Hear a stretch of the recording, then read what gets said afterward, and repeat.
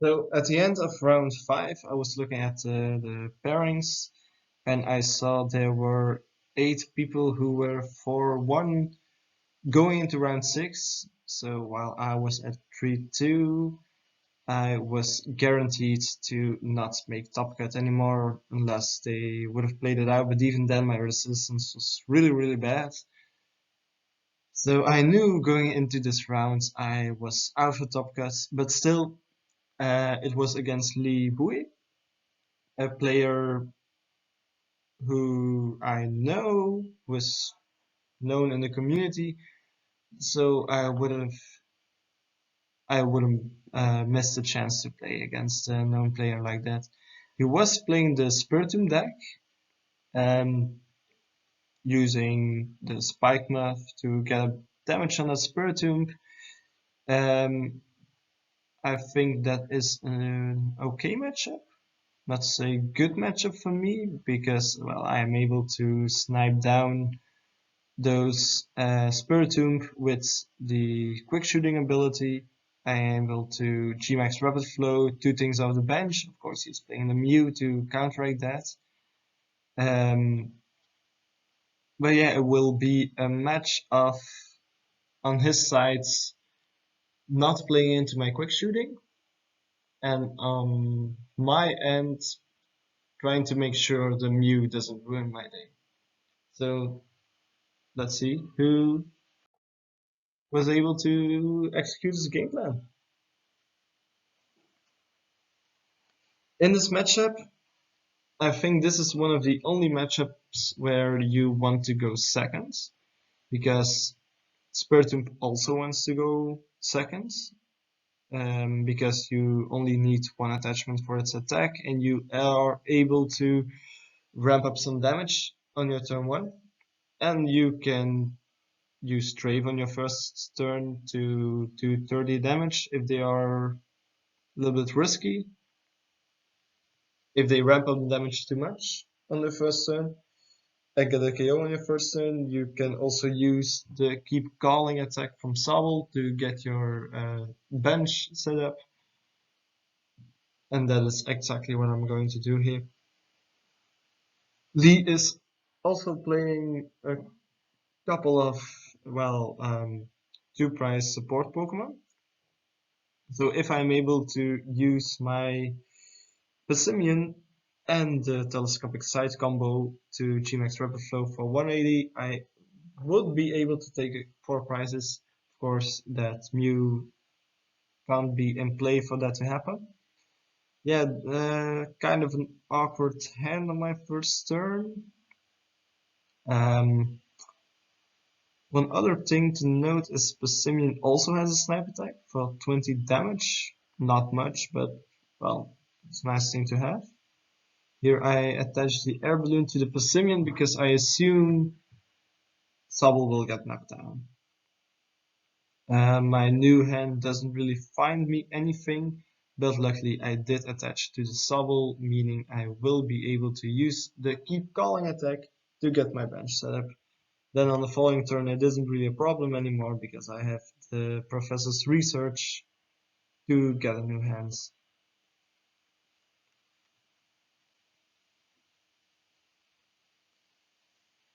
Here I am thinking if I want to use Keep Calling directly or use the Level Ball to get me a Sobble first, and use Keep Calling to get me only 1 Sobble and 2 Urshifu.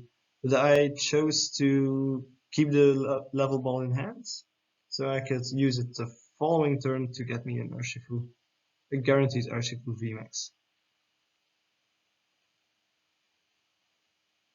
Lee on his end simply wants to rack up the damage on his Spiritomb while also not playing into my quick shootings. One thing I found very interesting in his games, in this game particularly, was that he holds off to use the Mew, because well of course on this sport state you can see I don't have the Gmax rep, so on the following turn. So he holds off in playing the Mew, so I can't use, well, in theory, if I top deck an energy or a boss here, I would have been able to boss KO a Mew, but of course, he doesn't play it down, so I would have to get a KO on a Spiritomb. So yeah, well, kudos to him.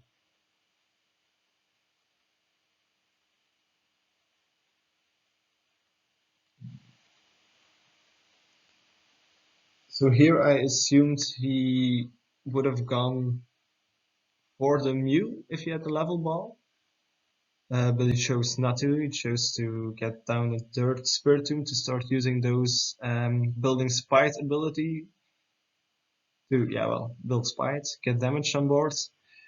Um, yeah, it might have been a bluff, I'm not quite sure, but either way, as I was explaining earlier, it was simply better to not use those, not use that Mew yet. You also play a lot of scoop of nets, so bench space isn't really an issue. He did use the Dene, so I'm looking quickly at the discard pile to see if anything interesting hit the discard pile, and that isn't really the case. So he does find energy here in a minute, anytime now, meaning he will be able to kill my Sobble with an anguishing cry. So now he has a Spiritomb with 40 damage on board. I could KO it with Flame, but I opt not to. I will simply do the play I discussed earlier, grab the Drizzile to get me an Urshifu. I check to see if there's a Pokemon communication, and there is, so I will be able to save my Inteleon, get it back into the deck.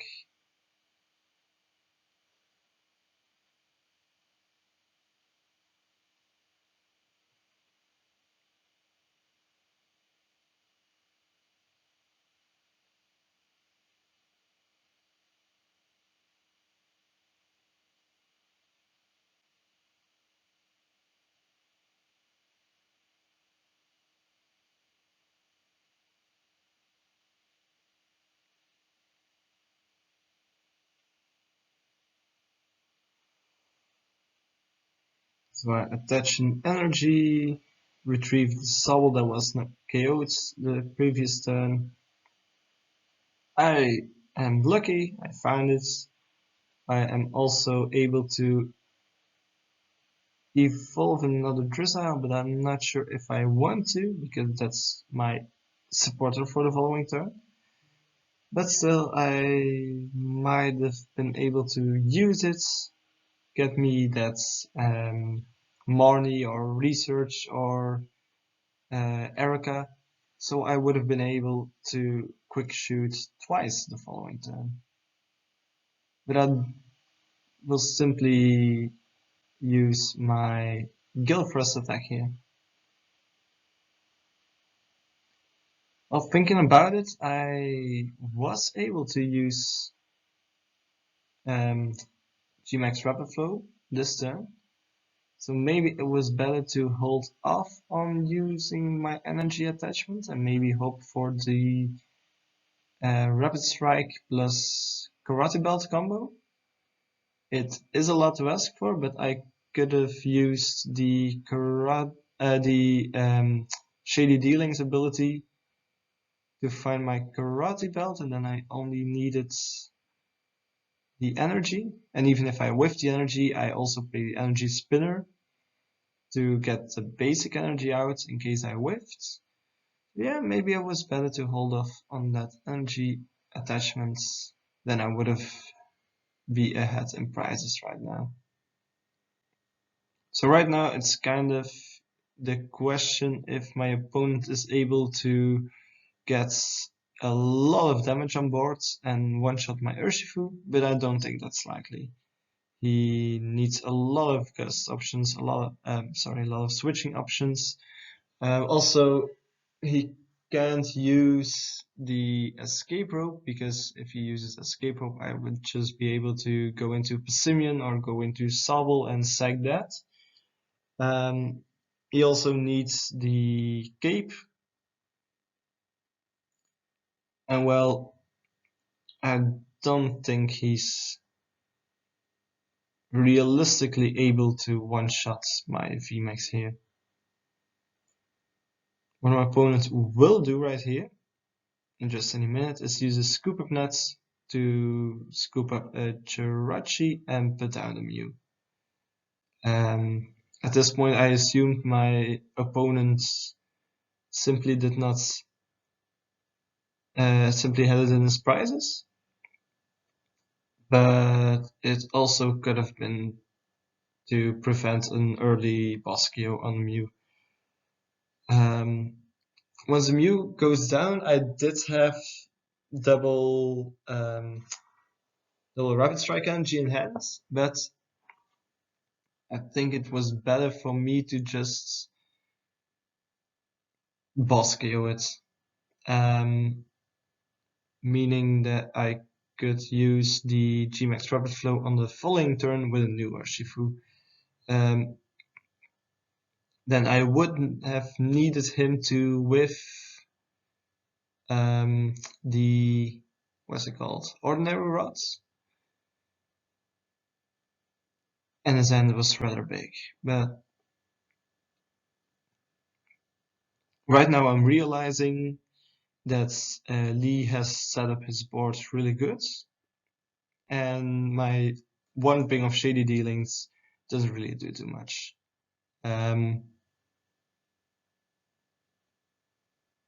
So I will be able to find a quick ball for another Urshifu for the following turn, and quick shoot once, but the quick shoot isn't really doing too much.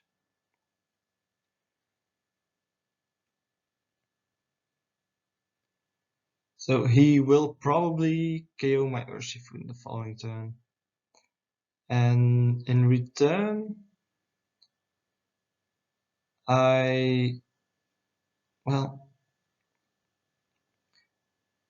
Italian line is slowly getting set up. So he needs to watch out for the double ping. But my opponent is able to KO that Urshifu while still being safe from a double ping.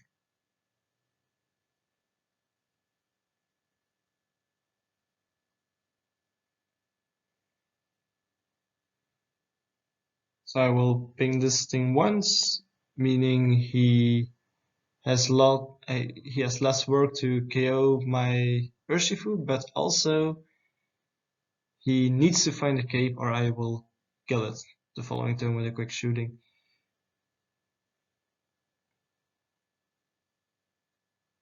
So yeah, I'm able to boss up the Mew, retreats, and KO the Mew. It's also important that I don't forget to use that quick ball, indeed.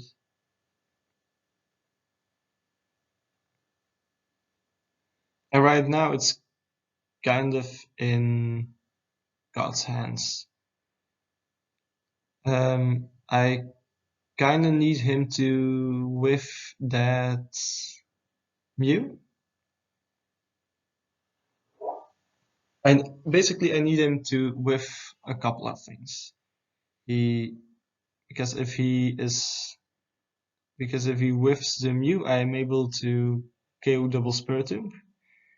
If he whiffs the cape on the benched Spiritomb, I am able to kill that and kill the active Spiritomb, meaning he doesn't have any damage on board.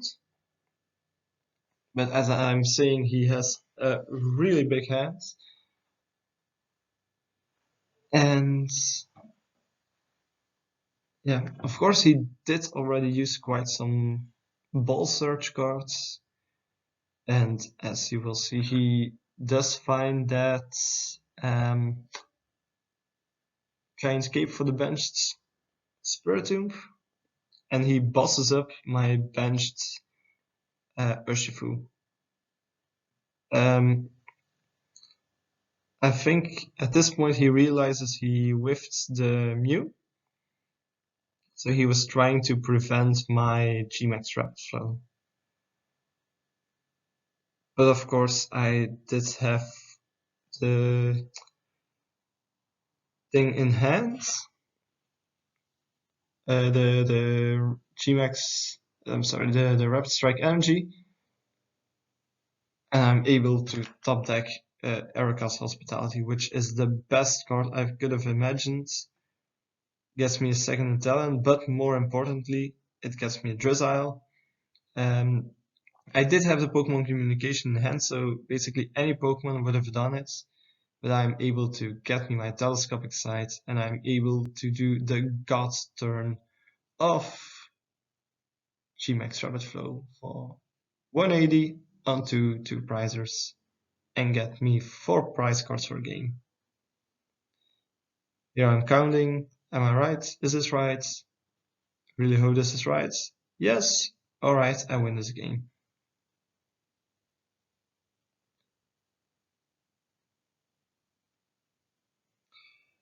So yeah, this is the last game I recorded. I did end up going 4-2, which means I'm 10th in the tournament. Did miss top cuts, as I was saying earlier, which is unfortunate. But going over these games, I realized I made quite a few mistakes. I was able to mostly take mistakes from the games I won. Things I could have done to play it safer. In the games I lost, I discovered some mistakes, but I'm not sure if I really lost because of those mistakes. But well, maybe some viewer will watch my games and realize, damn, Gilles, you could have done this or that, and then the game would have been different, really different in any way.